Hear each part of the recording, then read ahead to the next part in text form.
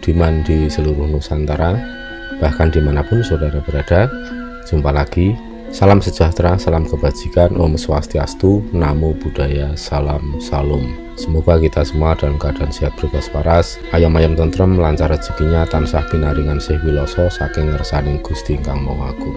Para pemirsa, kita akan melanjutkan video sebelumnya. Kita akan belajar bersama melalui evaluasi terhadap video yang satu ini. Apakah dukun santet itu fake? Kita tonton dulu video ini. Iya betul, sistem pikiran itu metode ancaman. Ada lagi metode racun yang ditaburin, Bang. Racunnya nggak terdeteksi medis kalau keminum. Gue nggak bisa jelasin racunnya terbuat dari apa, karena khawatir dipraktekan. Ini yang disebut metode membunuh tanpa menyentuh. Iya, ini yang dibilang dikasih minum ilmu. Iya. Ada ilmunya di dalam itu. Enggak. Iya, kalau secara ininya, gaibnya ceritanya. Jadi orang itu minum sesuatu, di dalam minumannya itu ada kiriman barang nggak bagus, makanya dia mati gara-gara minum itu kan? Iya betul. Itu makanya kenapa disebut santet itu membunuh tanpa menyentuh, racun itu. Loh, kalau gua racunin gua bisa ngebunuh lu tanpa nyentuh kan? Betul. Lu minum gitu. Dan ada racun yang tidak bisa terdeteksi medis. Semua racun santet tidak terdeteksi medis. Canggih juga ya. Dan kalau di Jawa, gua orang Jawa kebetulan. Di Jawa tuh kalau mau minum kopi itu biasanya ditaruh di kopi, Bang. Jadi kayak dia, si partner dukun ini pura-pura jadi teman si korban. Weh bro, ngopi nggak? Ngopi ya? Nah udah dipercaya, taruhin gitu. Minum nih gitu. Kalau orang Jawa ngambil gelas tuh gini, Bang. Zaman dulu. Itu buat ngelihat ada bayangannya atau enggak jempolnya. Kalau nggak ada bayangannya, itu ada racunnya. Logikanya gimana jadinya? Karena racunnya itu dari benda diparut. Gue nggak bisa jelasin bendanya apa. Kalau ditaburin nutup bagian atas, Bang. Jadi diginiin nggak ada bayangan. Walaupun itu air putih? Iya, warna yang berwarna biasanya. Oh, biasanya kopi ya? Kopi. Jadi dia itu kalau di bagian atasnya diginiin, kan ada lampu tuh. Biasanya tuh, ini kan ada bayangannya. Kalau ini agak kurang kelihatan nih karena putih warnanya. Iya, betul. Nah, kalau diginiin ada bayangannya itu aman. Ada bayangannya itu aman. Tapi kalau nggak ada bayangannya itu ada racunnya. Oh, racunnya itu di atas itu. Di atas. Ketelen, dia nyangkut di tenggorokan sebenarnya. Dia gejalanya adalah muntah darah, BAB darah, kencing darah. 3 hari mati. Para pemirsa YouTube Surya KKS yang budiman, ini saya sekali lagi hanya bercerita tentang pengalaman saya pribadi. Saya sudah menyaksikan dan mengalami sendiri sehingga saya bisa sharing tentang pengalaman ini.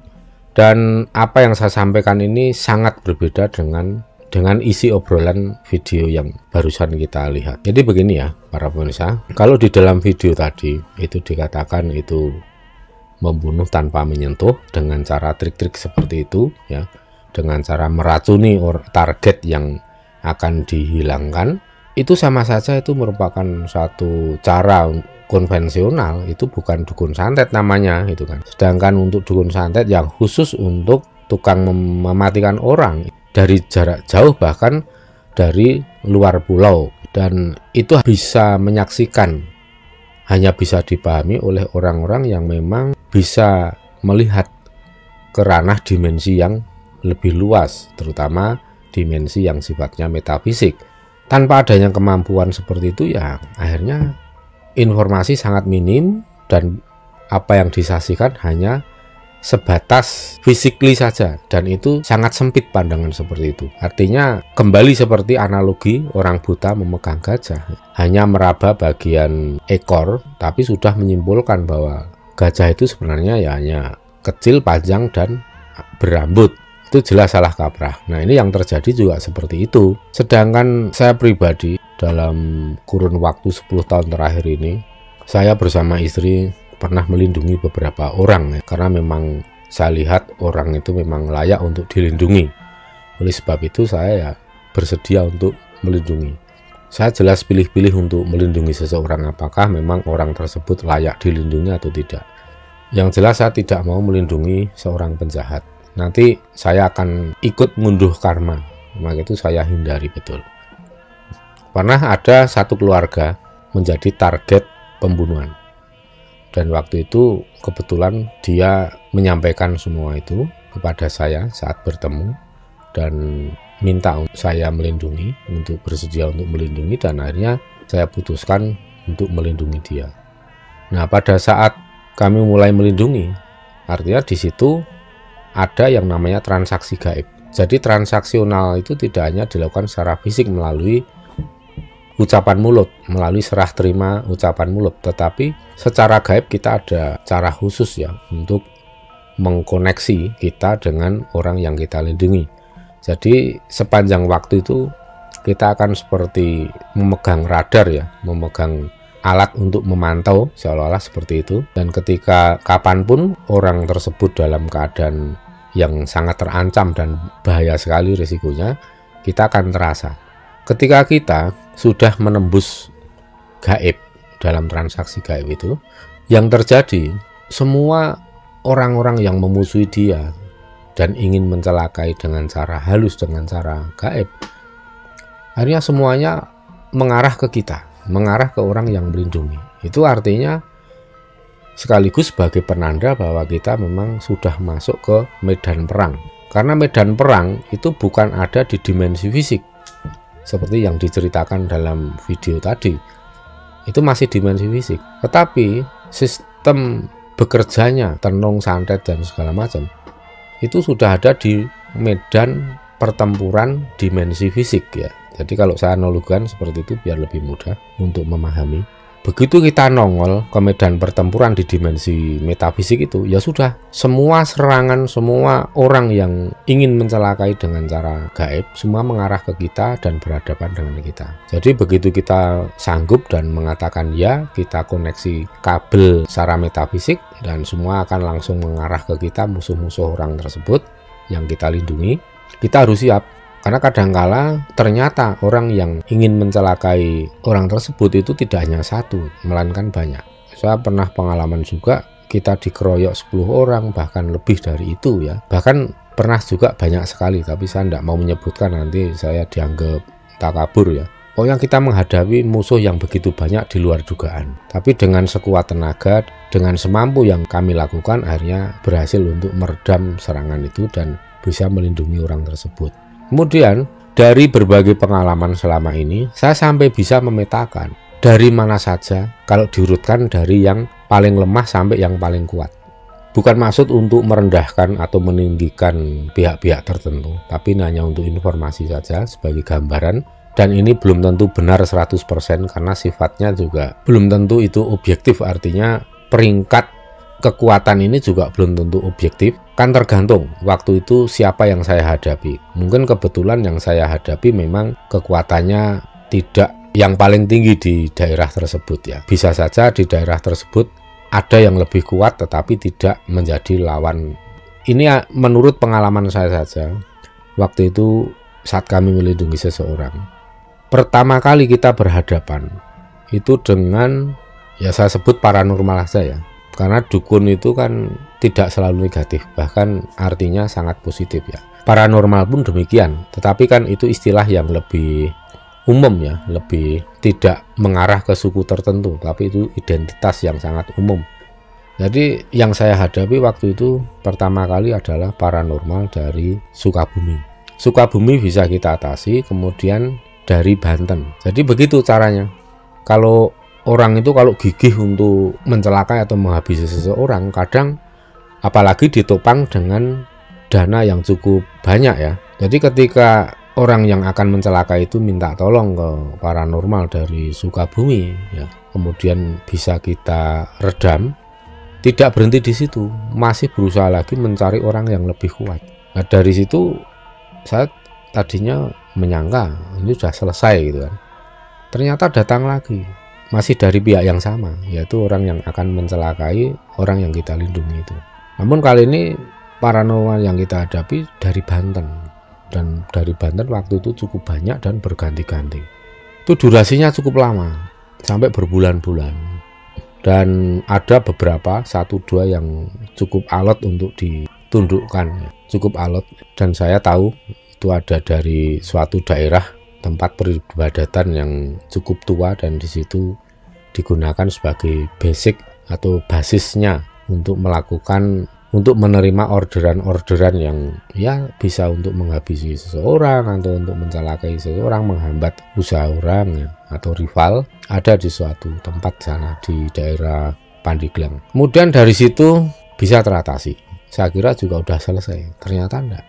Ada lagi dari Sumedang. Berbeda dengan yang Banten tadi. Kalau Banten itu kan dari belakang ya. Cara menyerangnya itu dilakukan secara diam-diam, menunggu lengahnya kita. Jadi golek limpene. Tapi kalau dari Sumedang ini berani terang-terangan tetapi mainnya secara halus. Jadi tidak kasar grubyuk, dilakukan secara halus, lembut, tetapi tidak bisa dianggap enteng, nggak bisa dianggap main-main, karena walaupun lembut, walaupun silent, tapi cukup mematikan. Maka kalau kita menganggap remeh pun kita akan celaka sendiri kan gitu. Kemudian datang lagi dari Ambon. Ini saya mikir, ini gila bener, ini orang punya duit banyak ini kan. Jadi ini mbak berhasil pindah ke yang lebih kondang, lebih terkenal atau lebih kuat, itu mungkin gitu ya. Nah waktu itu yang kita hadapi dari Ambon itu sampai kira-kira ya 2 minggu, tapi puji syukur bisa kita atasi juga. Dari Ambon selesai, kemudian kita menghadapi lawan yang lebih kuat dari daerah Gorontalo. Nah dari daerah Gorontalo ini bukan laki-laki seperti yang sebelumnya, kan mayoritas laki-laki. Yang dari Gorontalo ini ibu-ibu semua, ya kira-kira umurnya 55. Ada yang lebih muda dari itu, tetapi kekuatannya tidak bisa dianggap main-main. Itu justru sulit sekali dikalahkan, dan tidak hanya menyerang dari jarak jauh, bahkan berani melabrak kemari, berani melabrak ke rumah, bahkan berani masuk ke rumah, bisa menembus ke dalam rumah. Ya itu saya pandang sebagai yang luar biasa gitu kan. Tidak main-main. Pasti orang tersebut punya kekuatan yang dahsyat. Kita cukup lama untuk bisa meredam yang dari Gorontalo. Nah, kemudian dari Madura, terutama Madura Timur, daerah Pamekasan. Itu karena sana ada keturunan raja dan ilmunya tinggi-tinggi banget sana. Mainnya juga lebih halus dan memang sulit sekali untuk diredam. Kekuatannya mungkin ya nyaris sama dengan daerah Gorontalo itu. Oh ya, saya pernah juga dari Banyuwangi, tapi nggak lama. Karakternya ya hampir sama ya, seperti dari Banten, tapi hanya berbeda karakter, Nah kemudian endingnya yang kita hadapi itu adalah dari Alor. Ini saya tahu di Alor ini merupakan satu kelompok besar ya, bisa dikatakan itu satu desa. Itu memang punya keahlian khusus, bisa dikatakan ini orang yang bisa dipesan untuk menghilangkan orang lain, orang yang ditarget, dan prestasinya luar biasa. Mungkin selama ini tidak pernah gagal. Nah waktu itu memang kami, wah ini lawan yang sangat berat dan harus ekstra hati-hati. Lengah sedikit ya sudah bablas kita. Benar. Jadi yang pertama maju atau turun tangan itu yang level paling bawah sana, yang level paling bawah itu sudah kekuatannya dahsyat. Tapi begitu bisa diredam, yang turun yang lebih senior lagi. Itu sampai terjadi berulang kali, makin senior, akhirnya sampai ke mungkin kepala sukunya atau pemimpinnya.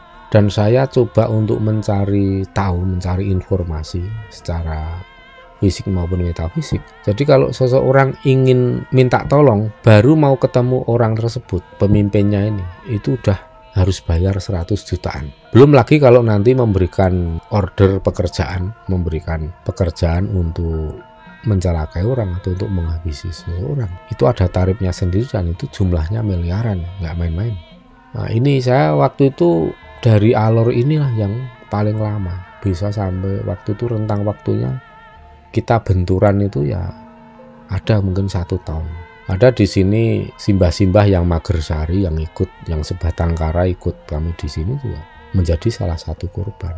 Karena kan serangan bertubi-tubi ya, kadang mencari lengahnya, kadang berhadapan langsung ya. Itu kita bisa menangkis, bisa menghindar, bisa melawan, tapi kan ada juga serangan-serangan itu yang meleset tidak mengenai kita tetapi mengenai yang lain yang sedang atau yang paling lemah di rumah. Nah, di sini ya banyak binatang-binatang piaraan saya, hewan kesayangan itu yang mati, yang tumbang, yang terkena serangan seperti itu. Saya sewaktu itu habis 4 burung perkutut. Setiap kali kejadian pasti kepalanya itu sampai potong itu burung perkutut. Bahkan itu yang bagus-bagus burung perkutut itu. Ketika pagi itu saya lihat keadaannya sudah terpotong kepala. Dan saya tahu itu bukan diserang binatang atau tikus, enggak. Karena yang terjadi termasuk yang sangkarnya itu dari kawat streaming, yang tikus nggak bisa masuk pun mengalami kejadian yang sama. Dan saya tahu itu akibat dari adanya serangan-serangan seperti itu. Kemudian ayam begisarsa juga seperti itu nasibnya. Itu diantara binatang kesayangan itu sampai ada yang saya awetkan itu. Dari situ saya setidaknya bisa menakar ya, lawan-lawan yang kita hadapi itu mulai dari karakternya, kekuatannya itu kita bisa menilai. Itu tadi urut-urutannya seperti itu. Dan ketika yang dari alor itu sudah pemimpinnya yang turun dan itu akhirnya bisa kita redam, ternyata ada leluhurnya yang lebih tinggi lagi. Dan waktu itu kami tahu kalau di sana itu ada juga yang orang-orang yang masih keturunan dewa. Dan dewa itu kan ada yang dari sisi temaram, ada yang sisi terang. Keturunannya pun ada yang memiliki kekuatan yang dahsyat sekali gitu. Ketika itu bisa kita redam, akhirnya yang turun ya itu tadi dewanya yang menurunkan itu. Ya jelas kami ini manusia tidak punya kekuatan yang cukup untuk melawan, apalagi mengalahkan entitas dari dewa yang dalam tanda petik itu. Tapi karena kami selalu setia dan mematuhi apa yang diperintah leluhur, saya akhirnya baru tahu jawabnya kemudian. Ketika kami dilabrak oleh entitas yang sangat kuat itu, yang tidak mungkin kami menang karena kami bangsa manusia. Pada saat yang sangat genting, istilahnya kami sudah di ujung tanduk lah. Kemudian rawuhlah Sang Hyang Begawan Pasopati yang dari Semeru. Kalau leluhur itu kan datangnya dari horizontal ini ya, tapi kalau entitas kadewatan itu dari atas ke bawah. Nanti kalau pulang ya vertikal naik lah. Di saat yang genting itu beliau Begawan Pasopati dari Semeru rawuh dan kemudian tangannya begini. Jadi begitu ini didorongkan ke depan, entitas yang sangat tinggi yang sudah siap menghabisi saya dan istri itu saya lihat terpental, terpelanting ke belakang sangat cepat dan akhirnya terjadi semacam benturan keras yang seperti ledakan, sehingga para tetangga itu sampai keluar ya. Waktu itu pagi sekitar jam 8 pada mencari ada ledakan sangat keras tadi apa di dekat rumah saya. Ya saya nggak berani cerita waktu itu karena nanti bikin geger ya, tapi itulah yang terjadi. Jadi kalau tadi dalam videonya diulas seperti itu ya, itu benar-benar ya itu cara pandang yang sangat sempit ya, karena memang tidak tahu apa-apa, tahu tentang informasi yang sesungguhnya ya. Ya seperti inilah jagat dari dunia di Nusantara ini, tidak sesempit apa yang dibicarakan dalam video tadi. Video tadi hanya meraba ujung dari ekor gajah. Maka kalau terus kemudian menyimpulkan bahwa santet tenung jarak jauh itu nggak ada ya, kalau memang percaya itu ya rugi sendiri karena jauh panggang dari api, jauh dari fakta, hanya gagal memahami apa yang sesungguhnya ada dan terjadi di dalam kehidupan ini. Saya tidak pernah ingin menyampaikan pengalaman ini kepada para pemirsa ya. Jujur saya tidak tertarik untuk menceritakan pengalaman seperti ini pada para pemirsa. Tetapi karena melihat adanya konten-konten yang ditonton jutaan orang dan jauh dari fakta ya apa daya, apa boleh buat, saya terpaksa untuk menceritakan pengalaman saya. Tujuannya apa? Ya kita sodorkan fakta yang sesungguhnya seperti ini, bukan seperti yang dibahas dalam video tadi. Bahwa santet dan seperti itu memang ada benar, bukan ngoyoworo, bukan omong kosong, bukan halusinasi. Dan mengenai santet-santet yang tadi dibicarakan, ada benda-benda masuk ke dalam perut dan itu disebut sebagai pika atau kecenderungan untuk menikmati makanan yang aneh-aneh atau yang bukan makanan. Bukan selayaknya untuk dimakan. Itu kan penyakit kejiwaan, penyakit psikis. Dan bekerjanya santet itu bukan seperti itu. Ya kalau kita pikir tadi yang dianalogikan, tadi yang dicontohkan tadi kan ada di dalam pencernaan. Ada benda-benda asing yang di dalam pencernaan itu ya jelas itu karena orang yang sedang mengalami gangguan kejiwaan kemudian makan benda-benda yang bukan makanan dan masuklah ke pencernaan. Dalam video tadi kita lihat memang tidak punya pengalaman untuk melihat ada benda yang masuk di dalam liver, di dalam hati. Belum pernah melihat ada paku yang karatan dan masuk ke dalam paru-paru, nancep di dalam paru-paru. Belum pernah juga melihat ada potongan silet yang sudah karatan itu masuk ke dalam tulang kering di kaki. Atau belum pernah melihat ada jarum yang karatan juga masuk di kepala, di belakang telinga. Itu kalau orang yang pernah melihat seperti itu, kesimpulannya bagaimana? Nggak bisa kesimpulan bahwa semua itu akibat dari orang yang mendapatkan gangguan kejiwaan atau psikis, itu akibat dari adanya pika. Nggak bisa disimpulkan seperti itu. Dan ini saya juga kenyataan pernah menghadapi seperti itu. Masuk ke dalam liver berupa paku kecil, udah karatan. Tapi karena di dalam liver itu mungkin sudah 2 tahun lebih, 2 tahun 3 tahun. Maka benda yang masuk ke dalam liver itu tadi, ke dalam hati, itu sudah terlanjur merusak organ fisik. Sehingga di sekitar beradaan paku yang karatan itu, selnya sudah berubah menjadi ganas, alias menjadi kanker. Jadi penyakit itu bisa juga, penyakit secara fisik, secara medis itu bisa juga disebabkan oleh faktor non medis. Karena adanya benda asing yang masuk ke dalam tubuh, ke dalam organ-organ tubuh itu bisa saja akan merusak sel-sel, akan merubah karakter sel menjadi ganas pertumbuhannya, dan itu kan sudah menjadi kanker namanya. Nah, kalau kita buang benda yang masuk ke dalam organ tubuh itu tadi, kenyataannya sudah mencederai fisik, pengobatannya tidak cukup untuk membuang benda itu tadi, tidak cukup untuk membersihkan guna-guna dan santet, tapi harus ditangani secara medis juga, karena ada fisik yang sudah terlanjur trauma. Penanganan korban yang terkena santet, kalau itu dilakukan sesegera mungkin, begitu santet yang masuk ke dalam tubuh kita hilangkan, kita buang, kita bersihkan, ya dia langsung sembuh seperti sulapan ini. Tapi kalau sudah bertahun-tahun, nah itu bisa mencederai atau melukai fisik, dan kemudian timbul penyakit-penyakit secara medis yang diakibatkan oleh. Nah, sekarang kalau sistem santet, sistem jarak jauh yang lebih berbahaya lagi, itu tidak melalui benda, tidak menggunakan benda, tetapi menggunakan semacam energi. Saya kurang paham ini energinya itu kalau dikategorikan jenis apa. Di dalam penglihatan yang bisa saya tangkap itu warnanya itu seperti asap solar itu ya. Jadi hitam pekat itu. Jadi kayak mirip solar itu, tapi itu energi yang mematikan. Itu bisa dikirim dan masuk ke dalam tubuh orang. Itu lebih sulit dibanding benda yang masuk ke dalam organ-organ vital. Orang yang bisa mengirim energi seperti itu ilmunya pasti lebih kuat.